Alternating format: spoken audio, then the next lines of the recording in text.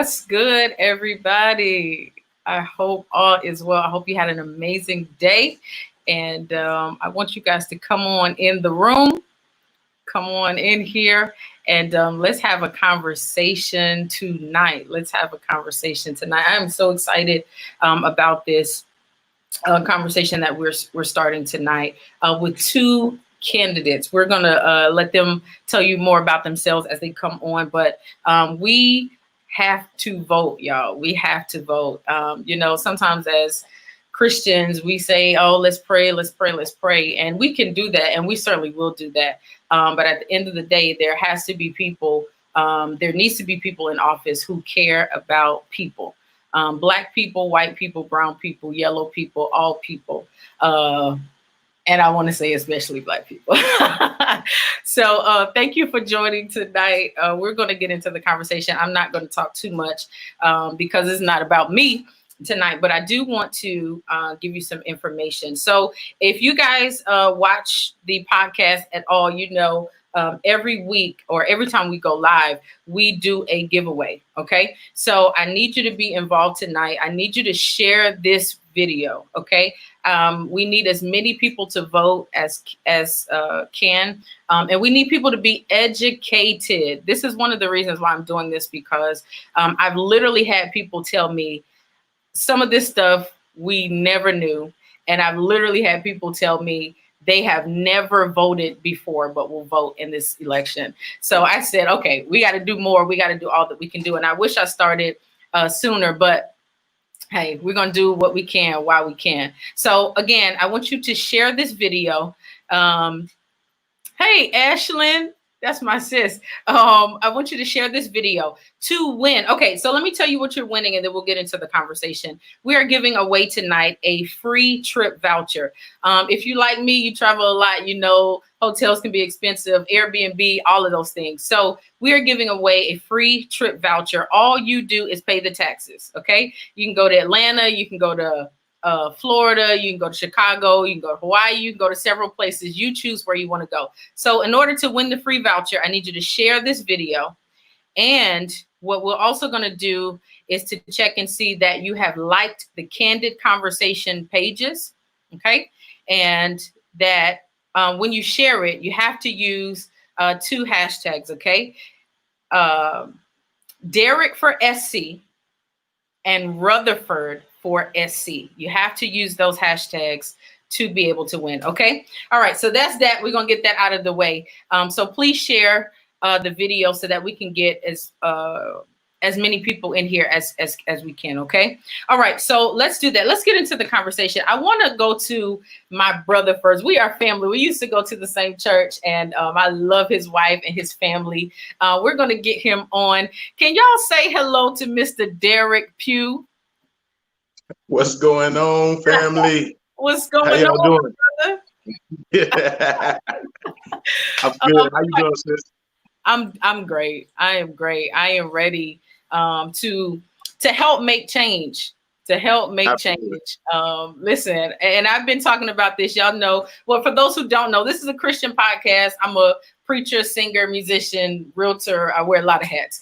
But one of the things that has recently, a fire that has been lit in me, is to change our society. Again, doing more than just pray and speaking things into existence. I think there has to be some action behind that. So that's why I'm doing this tonight. And Naida's on. Listen, Naida is on. She said, "Hey, Derrek."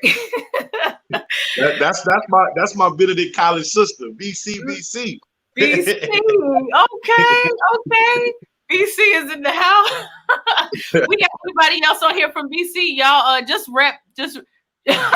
She said, you know. All right. To the conversation. Listen, brother, I know you, but everybody may not know you. So listen, Right. Start by telling us your story. Tell us where you're from, what you want us to know. Tell us your story. Wow. So I'm from the metropolitan area of Dillon, South Carolina. Hey. I always start out that way when people say, where you from? I tell them I'm from the metropolitan area of Dillon. I'm from Dillon, South Carolina. I came to Benedict College some time ago. I chose Benedict because Benedict was close to home, but not too far away from home. Gotcha. And so Yeah, I always felt like if something happened and I needed to get home, then I could just get on the road and be there real quick. But end up staying here in Columbia, and let's fast forward some 20 years. 20 years later, I'm a deputy director at a public military school, serving kids for all over the state of South Carolina. Never been in the military a day in my life.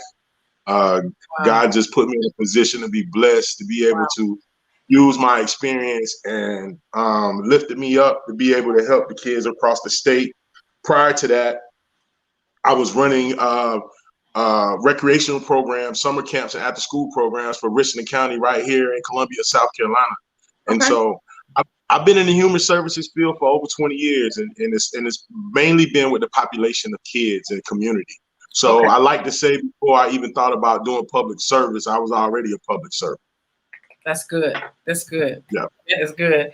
Okay. So I knew that you worked with kids, but I didn't know it was to that extent. So that's dope. That's dope. So tell me this, like, from that to being a quote unquote politician, how did that happen? So where did that come from?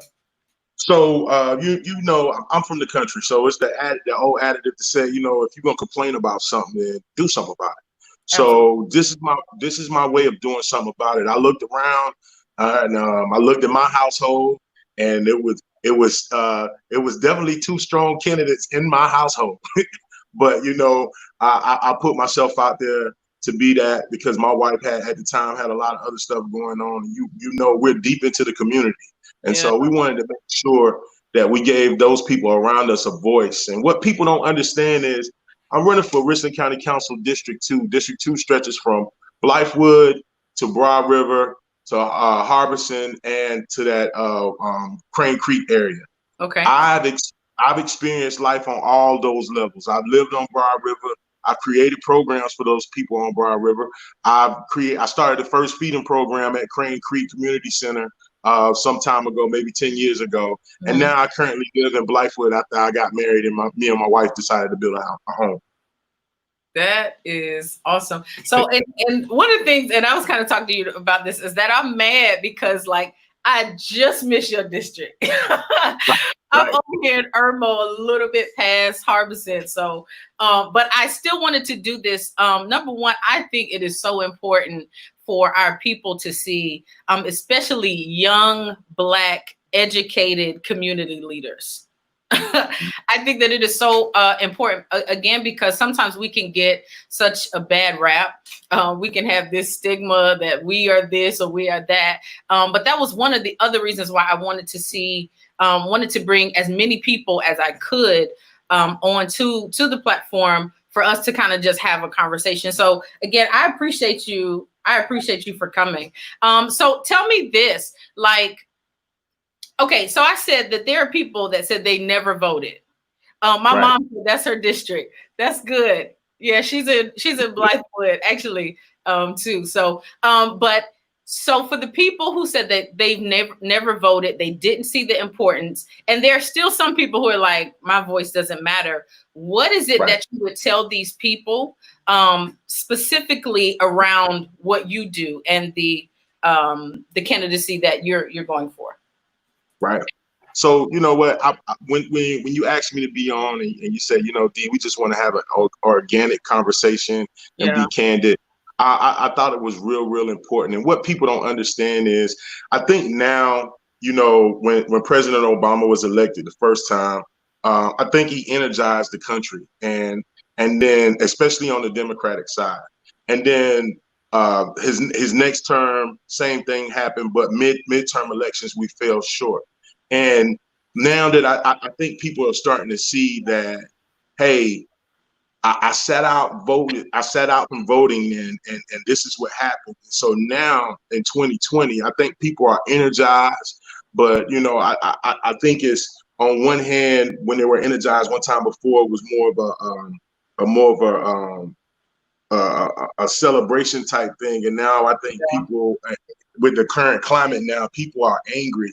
And so those are two different feelings that they have. But I think now that people are starting to see, like, oh my goodness, the only way that we're going to have a fighting chance or we're going to win is if I go to the ballot and I vote. And it's sad, but it's sad, but it's good because people died for these rights some time ago. So we shouldn't have to repeat history in order for people to get energized. That is so good.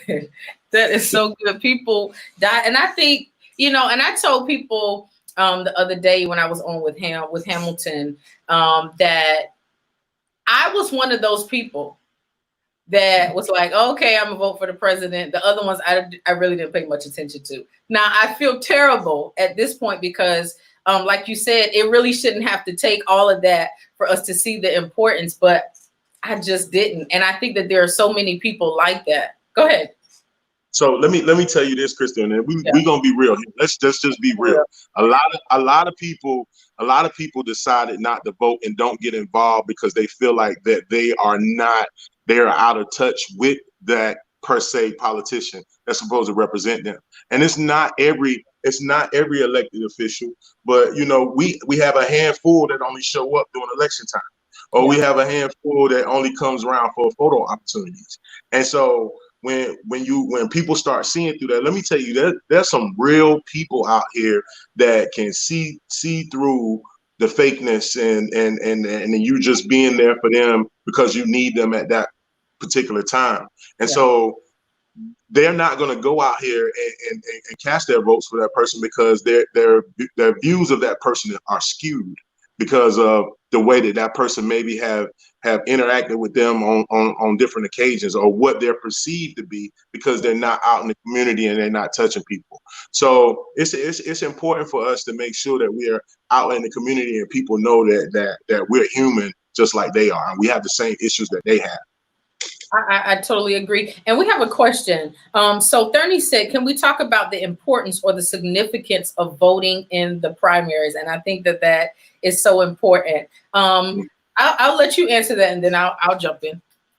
I mean, this primary right here on June the 9th is very important. It's very important because we've had a lot of things that have occurred here locally that people were disgruntled about. Yeah. And so if you're disgruntled about a specific situation, then tomorrow, June the 9th, is your day to make a decision. If you made phone calls to people that didn't call you back, if you asked people to come to your community and they did not come, if you're not happy with the current situation that's going on, wherever you are, show up tomorrow. Because, you know, a good friend of mine posted something on social media today, and he said, we're doing hiring tomorrow. We're hiring tomorrow. And when you put that in perspective, you are asking the people to cast their ballot for you. So work for the people. Absolutely. And so people are tired. People are tired on so many levels. People are tired on the national level. People are tired on the local level. People are tired on both ends, and it's going to be a change, and it's going to happen. So that's why voting June the 9th is so important. If you don't like what's going on, and you complaining about it, make sure you get in that line tomorrow, and make sure you cast a ballot for those people that didn't show up for you. Absolutely. And I think to add to that too, I think what some people don't realize, and I had to, this is stuff that we learn in high school that's like, I ain't never gonna use this, but the difference between the three branches. So a lot of times we are looking at Trump, but Trump does not make our laws. Somebody correct me if I'm wrong. I don't know everything, but even in looking at this, he doesn't make it's our local people. And there are things that affect us locally that Trump, he may, you know, give a yes to or a no to or whatever, but it's our local people that make these laws. So like our solicitor, the people who are working with the law enforcement and correct me if I'm wrong, but they have to do with people being prosecuted and things of that nature. These are the people that we have the opportunity to hire and fire with our vote. So I love that because it's our hiring and firing power, you know, the power of voting. I think the other thing too, and Ham said this, and I'm gonna use this until I die, but he said, and I can't remember where he got it from, but he said bad politicians or bad people are voted in by good people who don't vote. It's something like that. Right. I got you. People who don't vote are the ones who put the bad people in office, because you had the power to help hire and fire, and you didn't help. So I think that's the importance. Naida said, I agree. We are hiring. Let's make a change in our communities tomorrow. We have to do it. I mean, we have to do it. So tell me this specifically for your district. Why is it important for people to vote? And that's kind of why is it in people specifically for your district, based on whether it's problems that you see that you want to fix, that you want to tackle? Tell us. Right. So that's a very good question. When you start talking about District 2, when it pertains to Richland County, it's two different demographics. It's really three different demographics. You know, you have a demographics that they need more programming, more attention to when it comes to human relations and finding jobs and putting jobs in place for them to be able to live and move forward. Then you have that middle population of seniors that are not getting the attention that they need, and as far as affordable housing, or making sure that they can make ends meet on their fixed schedules, on their fixed incomes. And then you have the population that lives out in the suburb communities that are experiencing a lot of growth without the infrastructure. So it's twofold on both ends, and you got to be able to be versatile to be able to understand which direction you need to go in and prioritize each area, so we can make sure that we get everybody the help that they need. So for voting in District 2, you know, if you're having issues with super growth and not enough infrastructure, you need to vote. If you're a senior and you want to make sure that you have programs that you can attend, and you're making sure the Meals on Wheels and all that good stuff is coming through, and you got the infrastructure to be able to do what you need to vote as well. And those people that are looking for jobs and looking for more programs and trying to get away from the dilapidated scenes and come back and make that particular area over in Broad River flourish again, that's why you need to vote. It's time for us to stand up for what we pay for. We pay our tax money to be able to have positive and great representation. And now is the time. If you're not happy with what's going on, tomorrow is the day that you stand up and do something about it. Absolutely. So another question we have: how can we help ensure that we know what is on the ballot and what the implications of those things are? I think we tend to see it more during general elections in November. Yep. So education. You have to pick up the phone for those people that are running campaigns and running in their respective campaigns. They should be accessible to be able to answer questions. I probably filter and get about 10, maybe 15 questions a day that the team gives to me. We make phone calls. I'll call people back. I have conversations with them, or either people will say, hey, I got a problem with my road. Well, if you got a problem with your road, I want to come see it. So I'll hop in the car and I ride over and go see the road, because I can't ask for your support and you telling me about your problem, and I'm too good to go sit over there and see exactly what's going on. So let me go lay my eyes on it so I can have a description of what is exactly going on and how, when I'm elected, I can help you move forward and get past this roadblock. Absolutely. I think the other thing, and I think the question was asking about too, what the ballot is going to look like. Now, what I do also know is that you can go to findmyreps.net. as well as scvotes.org. I went on there. I was looking to see who I would be able to vote for, going to their website, because. I apologize. I misunderstood the question. I thought she was talking about platforms and what people are talking about in their respective races. I didn't know about what the ballot looked like. I think it was twofold. So I think you did answer it. But if you want to go ahead and tell them about the Find My Reps, let me. Yeah, I mean, and you can look at Find My Reps, and you can pull up the sample ballot. My website, we've posted the sample ballot, so people will be familiar with it on tomorrow, or if they went and voted early. Right now, you can Google that information, and hey, if you need information and you're not computer savvy, you can call the campaign line. We'll get somebody to get that information over to you this evening. Okay.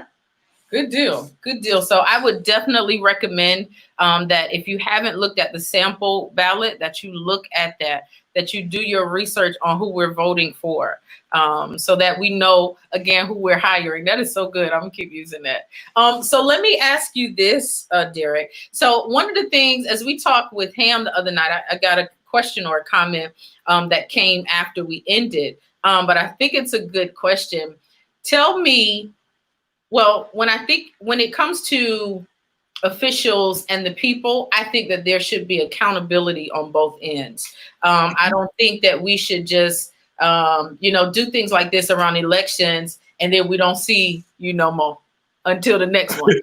Or you come to my church and, then we need you for something and we call you. And I'm not talking about you. I'm just talking about in general. No, I know what you're saying. Yeah. So how do we keep the relationship going, and how do we hold each other accountable past election? Right. The people hold those accountable. If you hold them accountable by voting, people only do what you allow them to do. So if they show up during election season and fish fry you to death, and pass out all kind of whatnots, and you go to the ballot and you vote for them, then you okay. That means you're happy with what's going on. But if you're really, really taking an assessment of exactly what is happening and what's going on in the community and the decisions that are being made, and making sure that we are staying on top of our elected officials, it'll be more respect. It'll be a more respect level as that person matriculates through their time in office. Because if you allow them to continue to do what they're saying they're doing, then that means you agree and you're okay with it. So you hold them accountable by voting. In a nutshell, you hold them accountable and make sure that you don't sell your vote away, because your vote is for you. And I can't stress that enough. Like, you don't owe anybody anything. You don't owe anybody that's yours. You're the only person that go in that booth with yourself, by yourself. You make that decision for yourself. My wife and I don't even talk about who we vote for outside of not unless we're just having a random discussion, because we have different beliefs and different thoughts about things. And she's her own woman, and she can make her own decision on which way she thinks she needs to go. So people need to really understand that, man. People sell their vote really quick, man, for friendships and other personal reasons. It's really time for us to make sure that we are interviewing the right people to make sure that they are who we need in office, because if not, we're going to have this same perpetuating cycle that's going to continue to go on and on and on. And I know the people are tired. So we got to vote tomorrow. Absolutely. Absolutely. I think the other thing, and Ham and I kind of talked about it the other night, is I think we as people, we also have to get more involved, even past the election, because we need to know, okay, what are you doing Monday through Friday? What are you getting our tax dollars for, even beyond the election? So I totally agree with that. Twan said, Chris, this is good. Change agents. Derrek, if I could vote for you, I would, bro. Proud of the work that you're doing. Twan, thank you so much, man. All right, last question here. I want to ask you, Derrek. So I want you to speak to the people who are in your district, and I want them to know why they should vote for you. What qualifications do you have? What are you going to do that they should vote for you versus the other candidates tomorrow? Well, first of all, Kristen, I want to thank you for the opportunity to come and speak with you. It's always a pleasure to talk to you. You're such a beautiful spirit. I mean, with everything that you do, and it's so pure, and I appreciate it so much. But to the constituents of District 2, it's time for change. And if you're looking for a new day in District 2, I'm your candidate. if you're happy with where you are and what is going on right now in our district and at our county council, then I am not your guy.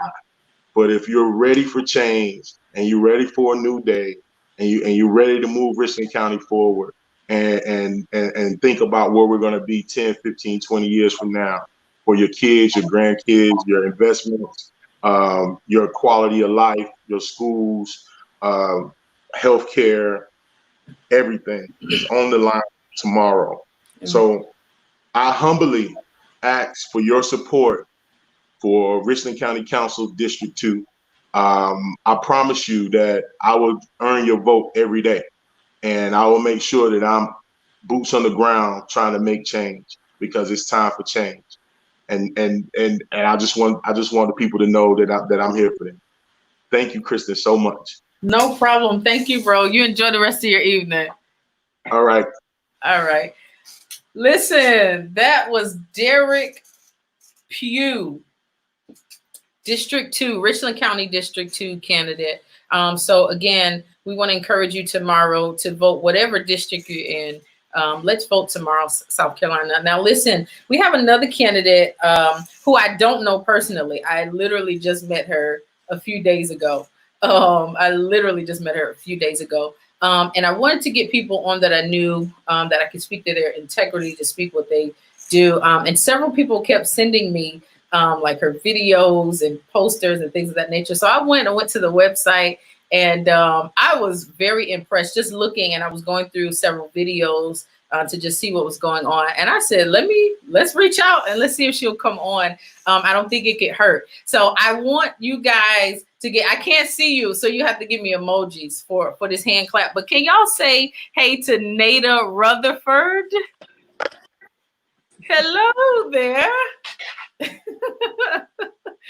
What is going on? What's going on? Less than 24 hours to bring this thing home. Thank you so much for having me on the show. I really appreciate it. No problem at all. How are you feeling? You know, today I feel energized. I have received so many positive messages today. People saying, hey, I voted for you, or keep it up. I can't wait to vote for you tomorrow. So it feels good to know that there are a team of people out there who really want to see me win, who do know me and who can speak to my character and to the community service that I've been providing to the citizens of Columbia for quite some time now. And so it just feels good to have people send you positive words of affirmation when it's such a stressful time. So man, I can only imagine. I can only imagine. Oh, man. One of the bars said Naida is a rock star. Listen, from what I've seen, I have no argument there. I see no lie in what she just said. But I'm glad to have you on. Again, I'm honored that you would accept the invitation, simply because I think we have mutual friends, but we've never met that I can think of. So I want to say thank you for just coming on, and let's get into the conversation. I want to hear more about you. A couple of people say you have to hear her story. And I'm like, okay, all right, just pipe down. No, but so tell us your story. Where you from? How did you get here? Tell us what's what. So I came to South Carolina as a kid who didn't have a place to live. I had graduated from high school, and 2 days after that, I was forced to leave the home that I had grown up in for 15 years as a foster kid. Wow. And I didn't have anywhere to go. And so I stayed on friends' couches, and one of my friends, her mom, brought me to South Carolina with her as she auditioned for the track team here at USC and at Benedict College. And the coach at Benedict just really took an interest in me. His name was Arthur Davis. I always say his name because he was such a monumental person in my life. And Vivian Counts, he introduced me to Miss Vivian Counts in the biology department. And he said she doesn't have good grades. She's an excellent runner. Not really sure what we can do to help her, but just something in me just wants to help her. And so I was able to attend Benedict College on a full scholarship because of my athletic ability. And by the end of the first semester, I was able to, or end of the first year, I was able to obtain a full academic scholarship through the Ronald McDonald House Foundation. And so I worked really hard. I worked 6 jobs. I put myself through school. I How often many didn't jobs? have money. 6.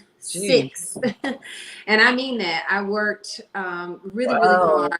And, you know, I was often, you know, in very adult situations, even just as a kid, just trying to make it through school. And there was really no support system there. And I made it, you know, I made it through resilience and hard work and tenacity and just having the mental fortitude to push through. And I was able to do it. And not because I'm any special than anyone else. I just have amazing work ethic. And I think God just has brought me through this far. And so that's kind of my story in a nutshell without being too long-winded. But I've come through many, many things. And I think that, like the citizens of our county, I can speak their language and I understand their situation because I've been there. Wow. Wow. That's crazy. I know people who can't keep one job, let alone. Baby, I keep 4 and 5 jobs now. Listen, okay. Well, since you brought that up, so tell us what you do. You said you have 5 jobs. I know of one of them just because I think I was talking to my mom and she was like, is it the same? And let me say this too. Can you say your name one more time? Let's just Naida Rutherford. Okay, because I've heard Nadia. I know. Heard, I don't know what else, but it's Naida, like Jada with a J. Yes. Okay. Yes. So my mom asked me, she said, is that the same person that does Styles by Naida? And I was like, I don't know. So that's you. That is me. A lot of people know me for the Style by Naida Foundation and the thrift boutique that we have downtown at 607 Lady Street. Wow. Because we do so much community work with that foundation. We give clothes to the homeless. We give toiletry items. We give a scholarship to a foster kid in college. We've given a scholarship to single moms in college to help them further their education and to support them in their growth and their quest for a better life for themselves and their children. And so people know me from the community work that I do. It just so happens to be kind of housed in this fashion, you know, warehouse that we have. But yes, that is the same person. But the people who know me on that side don't seem to know that I'm also a nurse practitioner. I provide medical care to inmates at a jail.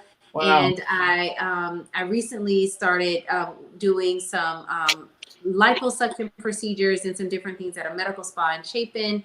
But I've worked as a wound and ostomy nurse for many, many years. And that's where I get my medical legal death investigation experience. And all of the gross things that no one wants to talk about over dinner. Because I can't talk about it. Yeah, I do some really gross stuff. Absolutely. Well, listen, somebody's got to do it. And, you know, I feel like if you're going to do it, and this is no knock to it in males, but I just believe in women, you know, who are educated and who work in the community and do it with style. Yes, darling. Listen, because you know, when you first came on, I was like, listen, these frames, I need them in my life. But so I appreciate that. So let me ask you this then. Well, let's go here and then I'll ask that. So tell us what the coroner does. Tell us why it's important.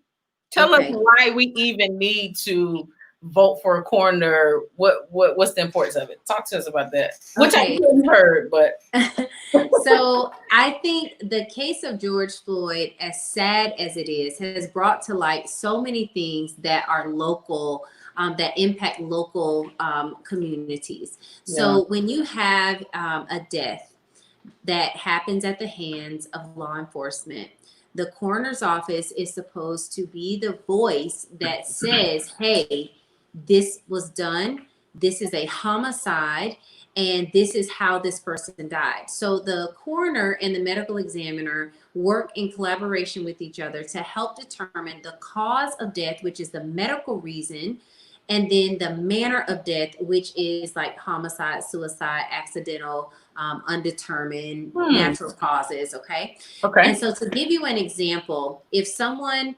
has, let's say you have diabetes and you take insulin every day, you're a brittle diabetic, you have lots of complications, but you are shot in the parking lot of the grocery store. Mm-hmm. The diabetes didn't kill you, even though that was an underlying medical condition. You died from hemorrhagic shock from being shot. Right. Okay. And so what if a policeman shot that person in the parking lot? The medical examiner's office or the coroner's office, and in some cases, like in Hennepin County, the coroner's office and the medical examiner's office is the same thing, which is really bad because you don't have anyone to fact check and hold you accountable. But you also don't have someone who can be independent enough to say, hey, this person, whether they're law enforcement or not, committed a homicide, and here is how I support that manner of death as a homicide, because this person was shot. They did not have any gunpowder on their hands, stating that they weren't shooting. Why was this person shot? And there seemed to be no threat. So the coroner's office is supposed to provide the cause and manner of death, but they're also supposed to provide independent review of cases for deaths that are suspicious. And I think the case of George Floyd and Manny, like in Tacoma, Washington, they bring to light the corruption that often plagues the coroner and medical examiner's offices, but they fly under the radar because no one polices them. They're often former law enforcement officers, so they work hand in hand with other law enforcement officers. And I think you can kind of see how there could be a conflict of interest there. Absolutely. And I know some amazing police officers. I know some amazing law enforcement officers. And so we know that not everyone is bad, but there are a few bad apples in there that when they get together, they can create havoc for grieving families and for the public by not being correct in their assessment of deaths. Got you. So basically, this is important really for all deaths, but specifically, and from what you're saying, for people who have family members who have died in hospitals that it doesn't look right, for people who are shot by police. Because one of the things that bothered me is when that preliminary, whatever you call it, came out, and it was saying something about underlying.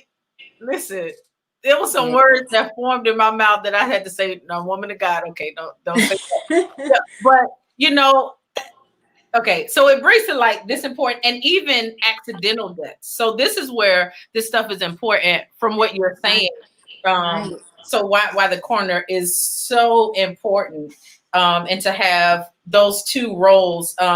What'd you say, the medical examiner and the coroner to be two roles? So I want to clear this up, to have law enforcement and the coroner's office be separate entities that while they are collaborative and while they should cooperate with each other, they should still be independent of each other. And I think that's the most important point. If you learn nothing else from watching this conversation tonight, you must know that the coroner is supposed to be independent of law enforcement.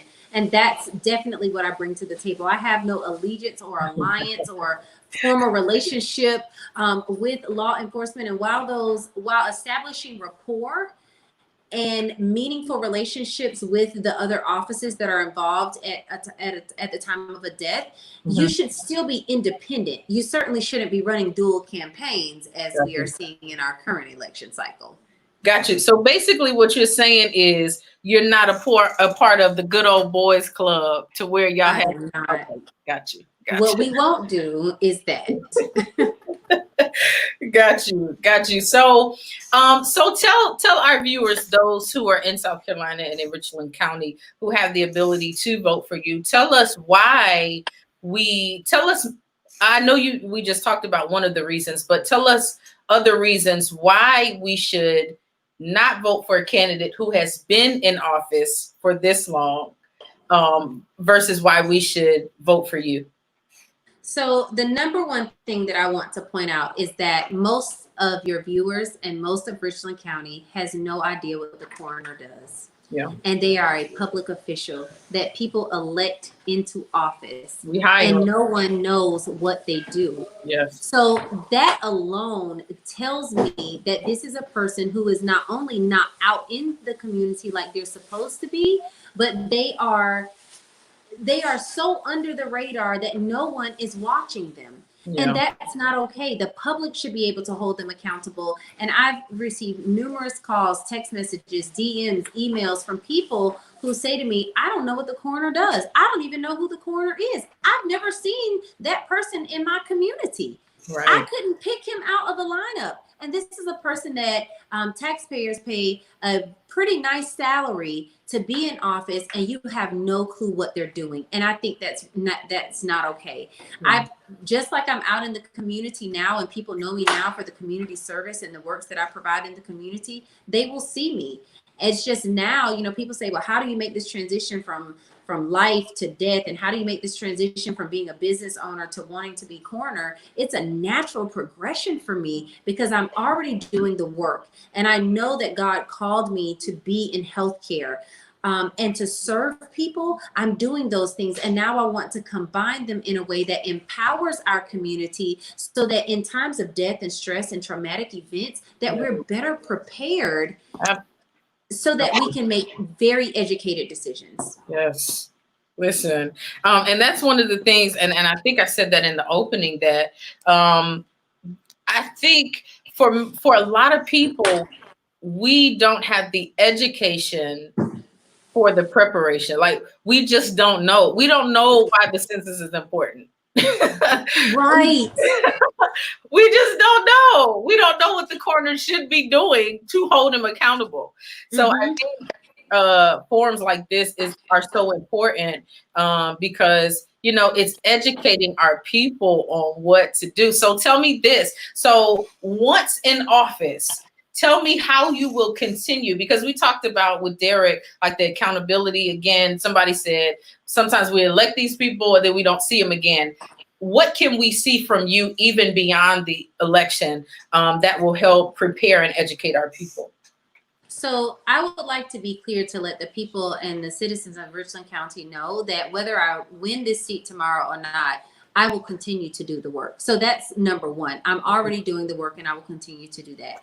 Next, I want to make sure that the community is reflective in the work that we do. So going out into all of the neighborhoods, all of those precincts, and saying, okay, can I have a person, a leader from each of these communities to come sit at a table quarterly or semi-annually and say, here is what we have found in doing our research as the trends that are affecting your community in terms of death.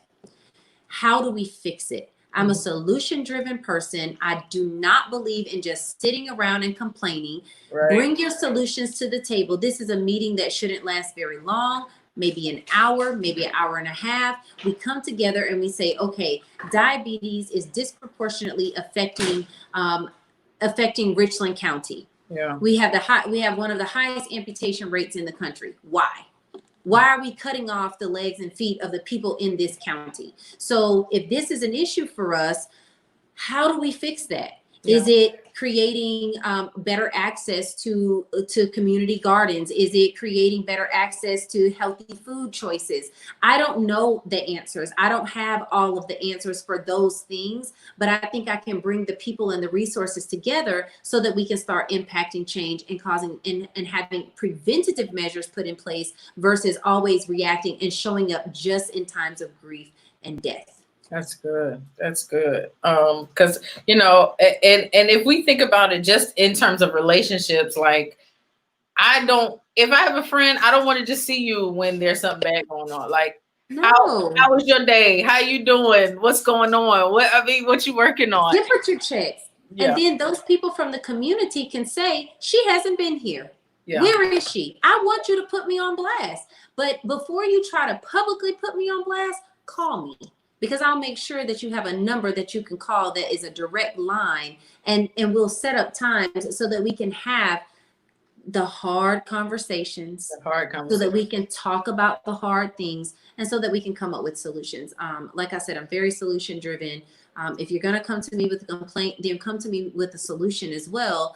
And let's try it. And if it doesn't work, then we go back to the drawing board. And I think that's what public service is about, is pivoting when necessary and making sure that the people in the community, you're serving the needs that they see as important, and not just what you see sitting behind a desk and not being out in the community. That's good. That's good. Now, listen, let me tell you, I went to your website, and this was just a couple of days ago, because we did this probably in a day or two. But one of the things that I love, and I said, okay, I got to get her. In looking at your website, it said that I'm not trying to be the coroner to become the first Black female coroner. I'm trying to become the coroner because I'm qualified to do it. Golly, that is so good to me. And I love it. And I think just to be the first African American coroner is a feat all by itself. But the fact that you're doing it because you're qualified to do it. This is not just a bucket list. Let me check this off. You have the qualifications to do it. So tell me what qualifications you have over the current coroner. Well, let's see. Let's start with education. Let me pull up my paper. Let me get my phone. Let's start with education. I have 4 college degrees. The current coroner has none. I have certifications and hours of education and experience that I've had over 14 years. His qualification was that he worked in the coroner's office. That's his qualification. He didn't have any of the training necessary to be the coroner by their own standards. And I already come into the office with that. So we have someone who literally has had 20 years of on-the-job training, and I'm already coming in with medical and clinical expertise and investigative experience that I can bring to the office. So imagine giving me the other classes that you are forced to take when you become the coroner. Imagine what we can do when you have all of that combined together. So if you compare us side by side, there really is no question. Yes, he's had 20 years in office. Yes, he's investigated things and done all of these things and been the president and the international and all this stuff, right? But you've had 20 years to do that. You've had 20 years. So I would hope that in 20 years you have accomplished amazing things being a public servant, so and a public official. So I can't imagine what amazing things we can accomplish with someone who brings education and experience into the office, and then to receive that other formal training. So basically what Naida just said was, Google me. I love it. You can be modest, that's fine. The girl said Google me. Huh? I didn't say that. No. I said that, y'all. I didn't say that. I'm too humble to say something like that. But when it comes down to me talking about, when people ask me like, well, what are your qualifications? Well, let's talk about it. Let's talk about the history and how in 173 years, we've had only 17 coroners. Let's talk about the fact that since 1847, it took them until 2000, the year 2000, since 1847 to hire their first African-American chief deputy coroner. Let's talk about that and how the system has been failing us and oppressing us in an office that we are paying someone to be in, and it doesn't support us. Man, I love it. I mean, I absolutely love it. And I think we as a people in every state really have to start looking at this again, like these are people that we have hired. I don't know about, I'm self-employed, so I work for myself, and periodically we have different vendors and things that we work with. And I will be doggone if I hired them and I don't know what they're doing. Oh no, we don't do that. And this is why we have to start looking at this. Like, we need to know what you're doing. We are, and I want to see it past your election cycle. I want to see it past 2013, where it seems like there's been nothing new. Yes. What innovation in other programs? Yes, it's great to have grief programs. People die. We want to have bereavement services and things like that for them. But what are you doing that is preventative? What are you doing that touches the people who you're supposed to serve? And does your office staff reflect the county that you serve? We have disabled people in our county. We have Hispanic people in our county. We have Black people in our county. But our office looks very much the same color. How is it that we don't have a staff and an office that is reflective of the people? That's all I'm saying. Yeah. And I agree. I think, and I think it was Hamilton the other night that said, it's hard to change things that you are not a part of. And we've got to be involved. We've got to have a seat at the table. And I saw just bring your own new table. Listen, I love it. Period. Drops mic. But let me ask you this, and I think this is my last question, unless those who are on have questions. But you said that you do a lot. You have the foundation. You're stylist. Is that correct? So I have styled people. That's not an active service that we provide. And it's really interesting. People have said, well, how are you going to balance all of these things? And I tell them, I am a strong Black woman. I have been balancing and adjusting my entire life. I promise you that will not be an issue. We adjust accordingly. Okay. So and here's a question. What would you say to the men who feel as if a woman could not and should not do this job? Oh yes, let's talk about it. Let me sit up in my seat.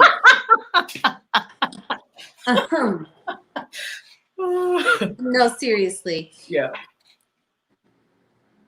It's 2020, and we're still having first in our county. It's 2020, and this would be the first time that a female in 173 years since this office has been established would have sat in this seat. Is this to say that only males are qualified to hold the position of coroner? Does this mean that only males are educated, experienced, that they are the only ones that have the leadership capability?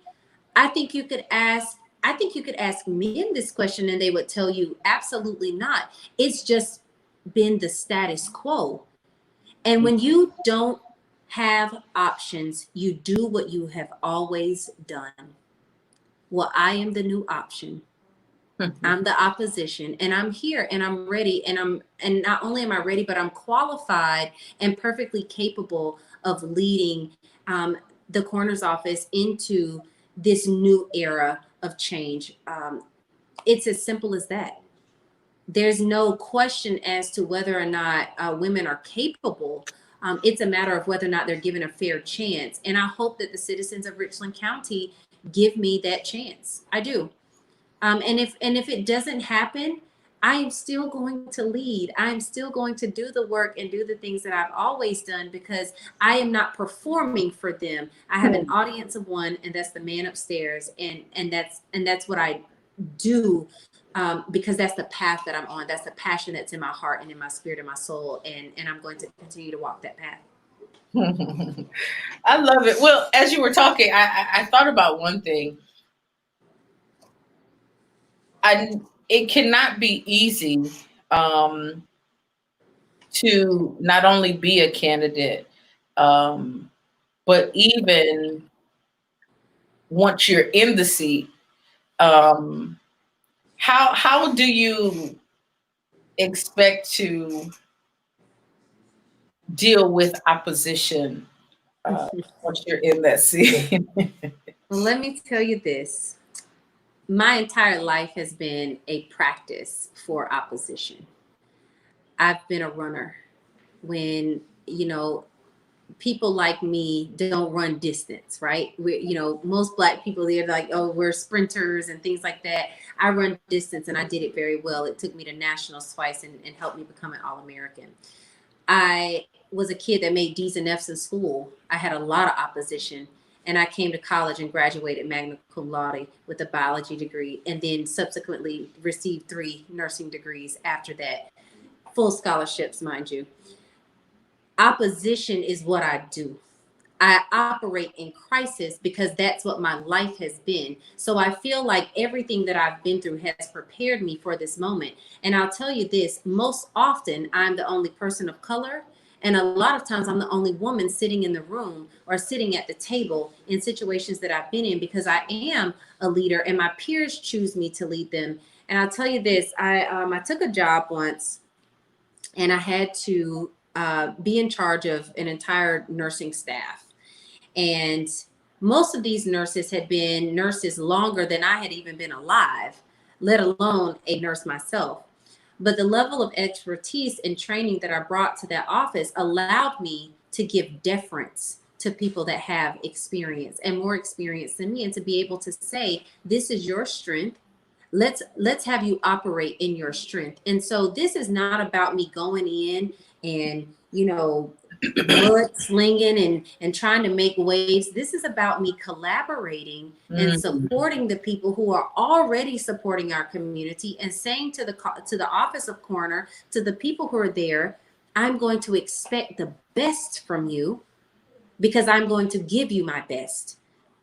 And so this isn't about, trying to make waves in a negative way. This is about trying to provide opportunities for people to collaborate, to bring new ideas. I am sure there are people in that office who have ideas about how things should be run, but maybe they've never been able to speak up and say so for fear of retaliation or insubordination or what have you. So I plan to talk to the people again, have the hard conversations, and say, how can we support each other so that we can then support our community? So I know that there will be opposition. There will be people that quit. We will adjust accordingly. There will be people that want to be hired, and maybe they don't fit what we need. We will adjust accordingly.